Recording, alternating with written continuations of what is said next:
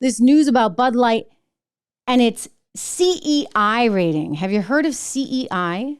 So CEI is another one of these sort of terms. It was actually developed by the Human Rights Watch group because they need to make sure that they are protecting gay, lesbian, bisexual, and trans employees, as well as gay, lesbian, bisexual, and trans consumers and investors. So they came up with what's known as the Corporate Equality Index, CEI. Well, apparently Anheuser-Busch had a 100% rating. It was like perfect score on the CEI index, which, believe it or not, is actually looked at by these ESG investors who kind of control everything right now. So when you wonder, like, why would Anheuser-Busch do something so stupid and alienate all of its customers? Yes, part of it is their woke think and the fact that they moved headquarters from St. Louis to New York City, and you had this girl there who graduated from Harvard and wanted to like change the world through Bud Light. Yes, that's part of it. But a lot of it is also that they're encouraged to have sort of different ideas on how to succeed by these ESG investors like BlackRock, right? Which controls more than half the size of US GDP. I mean, they have so much money under management. And so if you want your company's stock to be invested in by the likes of BlackRock, which is investing on behalf of like every teachers union, every firefighters union, every police union, all these big funds all around the country, well, then you have to kind of get with the program and be ESG compliant, which means you got to have a good CEI score, Corporate Equity Index score, meaning that you treat gay, lesbian, bisexual, and trans employees and customers extremely well. So what's fascinating about Anheuser-Busch, Bud Light, I mean, boy, did they blow it. They blew it with everyone. I mean, not just their consumer base, but everyone. Like even the LGBT community who's like, wait, why aren't you standing up for us? So this was the headline over the weekend. It's actually in today's paper there, the Wall Street Journal.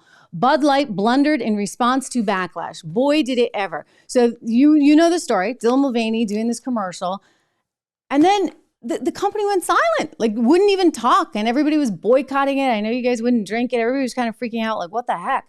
And they wouldn't talk. They wouldn't do anything. So a couple weeks later, they have this really kind of half you-know-what statement saying, oh, well, we really thought this would just be about, being together. Like we shouldn't have beer tear people apart. It shouldn't be political, et cetera. Yeah. All right. Well, you guys made it political. No one else did. You guys did that all on your own.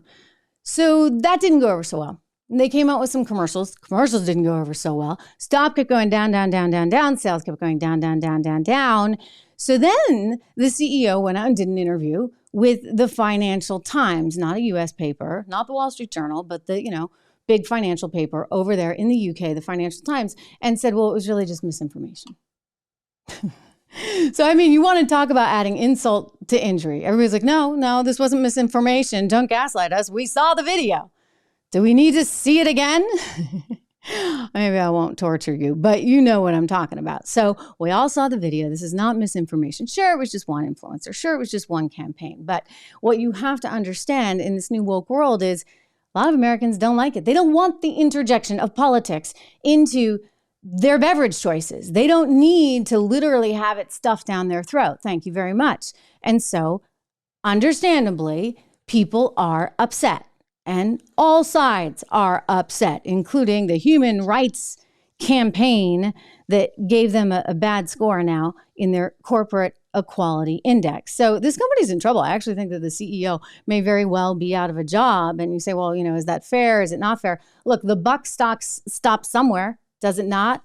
I mean, I know Joe Biden wants to blame Donald Trump for inflation instead of his own policies, including his third stimulus check, his multiple rounds of congressional stimulus, and the fact that he wants to just wave a magic wand and get rid of everybody's college debt. I mean, I know that a lot of people don't believe the buck stops with them, but you know what, it does. And so when you look at the poor performance of Bud Light and the poor performance of Anheuser-Busch, at some point you say, okay, well, you got rid of your two marketing chiefs. What about the CEO? I don't like anybody to lose their job, but I'm just saying, I don't know how the company gets through this unless you have just a major shift and a major change. And it's not just him. I actually think it goes back to the root cause. It's my Kamala Harris interpretation. The root cause, which happens to be BlackRock, ESG, things like the Human Rights Campaign, Human Rights, whatever they call themselves. Yeah, for Corporate Equality Index, all of these things that serve as a distraction. So instead of saying, okay, how much beer did you sell? You're more concerned about whether or not you have enough transgenders on your board.